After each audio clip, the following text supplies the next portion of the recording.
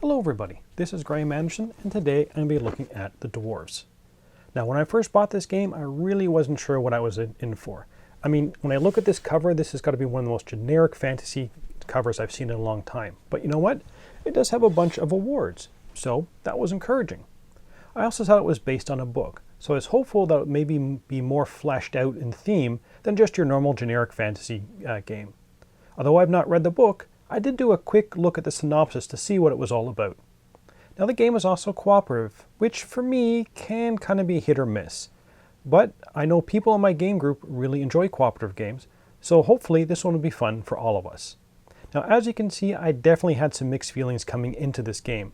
So would it be a gem of a game, or just another piece of coal to be left in the ground? Let's get it to the table, see how it's played, then we'll come back for my final thoughts on the Dwarves.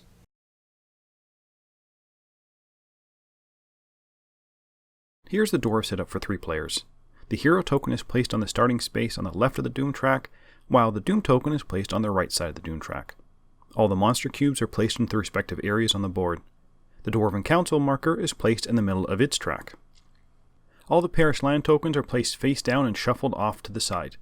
The stat modifiers, tunnel token, scenario cubes, number dice, and recruitment dice are all placed within easy reach.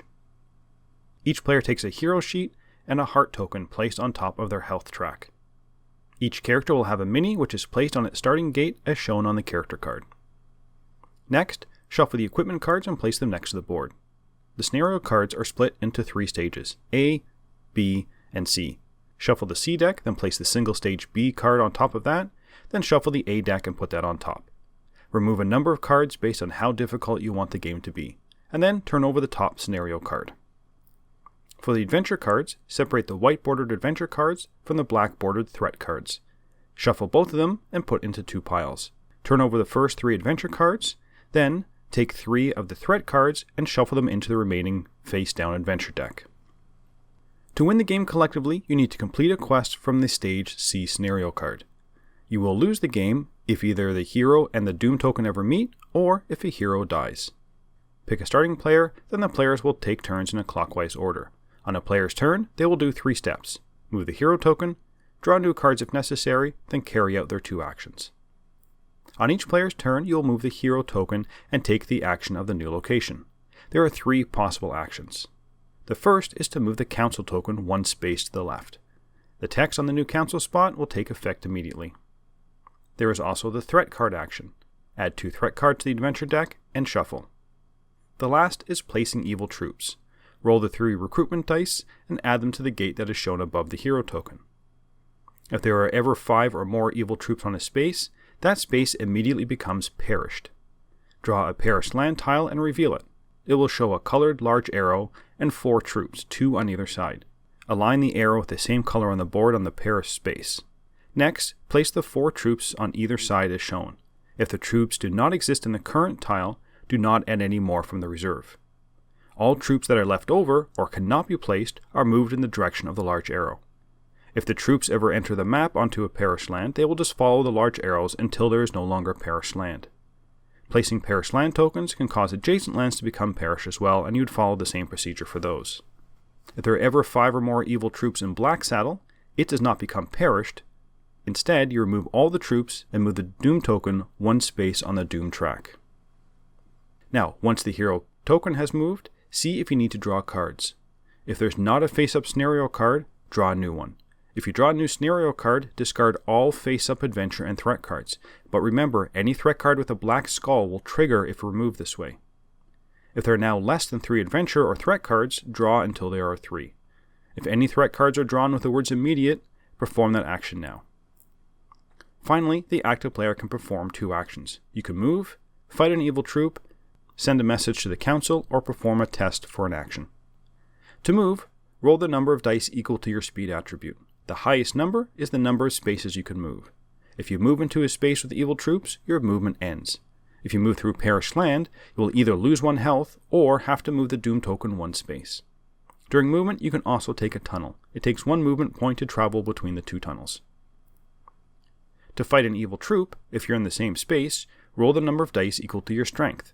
A 6 will kill everything, the 5 will kill a troll or an orc, and the 4 will just kill an orc. Remove any killed evil troops back to their piles. If on your roll you fail to kill any evil troops, you're going to take 1 wound. Another action you can take is to send a message to the council. Roll the number of dice equal to your craft attribute. If any of the dice are equal or greater than the next number, move the token. You can only have them move the token once per roll. The last action you can take is to do a test from one of the face-up adventure or scenario cards.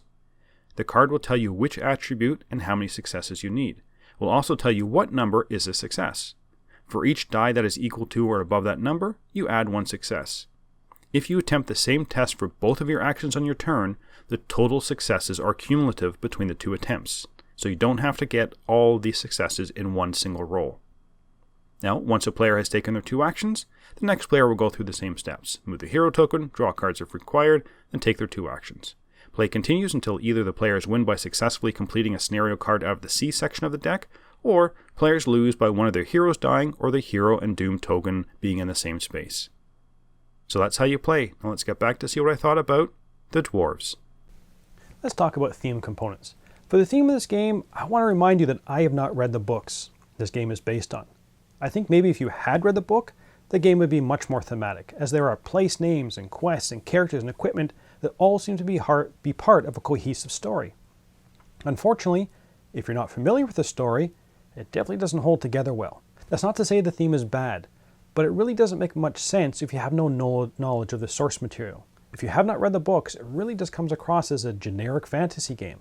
But even just reading the overview of the books did give me a better understanding of the theme of the game, and it did make the theme a bit better for me. So what are the other components? Well, these kind of underwhelmed me as well. The board is a drab brownish color, and the coloring of the different areas on the board all just seems to be kind of shades of khaki. The regions are easy enough to tell apart, but they just look so drab. I do wish the trackers were large as well. The hero, the doom, and the council tokens, they could have been much more impressive, like even minis.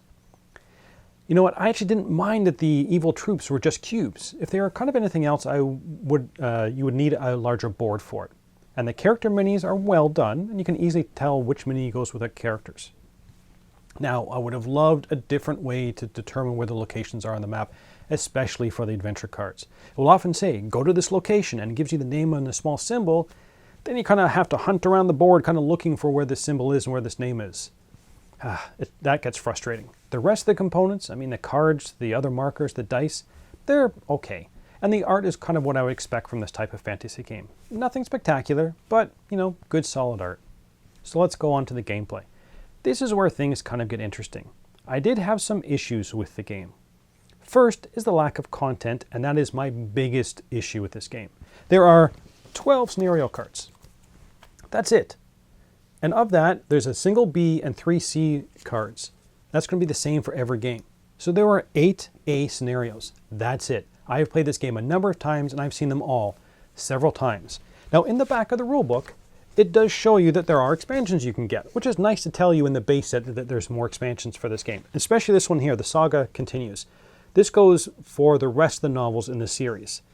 But it really feels like they designed a game with this expansion in there and just ripped it out so they had an expansion that they could sell later on. Unfortunately, the way the game is, it kind of feels like a prologue to a much larger, better game. There are 30 adventure cards and threat cards, so that deck is varied enough. But again, the tasks you have to do on these adventure cards are pretty simple. Go here and then here, or go here and pass this test, or defeat 3 orcs, for example. Each of the cards just seems to be a variation on one of those tests. I'm not sure what else they could have done, but it does start to get repetitive. Now, I do like that there are some text on the cards explaining why you're doing it, or how it ties into the story, but after a while, honestly, you just end up looking at the requirements going, oh, I have to go to location A and meet this person. The completing the tasks themselves is pretty mundane. They're usually just rolling to see whether you pass a skill check. And because there is a dwarf for each type of test, that is, there's a dwarf that can re-roll, let's say, craft checks. So of course, that dwarf is the one that should be doing the craft skill checks. I wish there were more ways to mitigate the die rolls. Yes, some equipment can be discarded, and certain positions on the council check can allow you to modify your dice, but that's kind of it. That part felt very, very random to me. So unfortunately, this is kind of been negative so far, so let's look at some of the positive points. Now, I like the cadence of the game. At the beginning, everything's fine. Hardly any enemies on the board, no threat cards are up, and you're all good, so you concentrate on getting those adventure tasks done. But at some point during the game, the decisions on what you need to do on a turn become more and more difficult. We need to stop the troops from getting into the black saddle, and we need to move the council token so we get that negative thing off of our back, and we need to finish this threat card before we can complete the scenario card because we can't have that threat card triggered. This is where the game really picks up for me. Making those decisions is a fun part of the game. They're not overly difficult, but you do have to kind of weigh the pros and cons. They will all help, but which one is the most important at the particular time? Maybe who should perform the craft test in this area? It might be obvious at the beginning, but if that character is fighting off the troops in Black Saddle, do they have to leave and travel across the map? Or can you leave it to someone else? Those good kind of tough decisions are unfortunately only done kind of later on in the game when things start to ramp up. Another aspect I really enjoyed, and I don't know why, is that troop movement. Those parish tile mechanisms really works well for this game. When the troops first appear on the board, you think, no problem. They don't even harm you if you're in the same space as you. And they appear at the edges of the board. But then you look up a couple turns later, and you start to see that things are getting hairy, and they're all just kind of swarming in from the edges, making everything they touch perish as they go. Because those parish tiles are chosen at random, you don't know exactly what path they're going to take, but they will always end up in Black Saddle. For some reason, that just felt really good and really tense for me. Another aspect I enjoyed was the feeling of the pressure as the game goes on. As the hero token march ever onward, you really start to feel the time pressure building up. There are too many things your group wants to do or needs to do in too little time. Good amount of pressure here. The game I found also scales well. I've played it with all the player counts, but because the hero tokens moves on each player's turn, if you have more people, yes, you can have more dwarves completing the tasks, but it also speeds up the hero token movement. So again, that hero token and doom token moving works well for this game. So would I recommend this game? You know what? I liked that there was meaningful decisions to be made during the game. And I liked the time pressure intensifies as the game went on. But my favorite part is that troop movement mechanism. It just works so well for this game. Now the things I wasn't so fond of was the lack of content. I would have loved to see more of the base in the base box, as it kind of feels kind of sparse. And that is a pretty big issue for me. I was also not a huge fan of the dice rolling with little to no mitigation. That made some turns just feel useless, which is never fun. I think as someone who has not read the book and is unfamiliar with the source material, I would say no, I would not recommend it to buy, but you know what? It's a fun game if you want to play at a convention, just play once or twice. I would say though, if you know the source material, you might want to pick up this one, as you're probably going to get a lot more out of the game and out of the theme.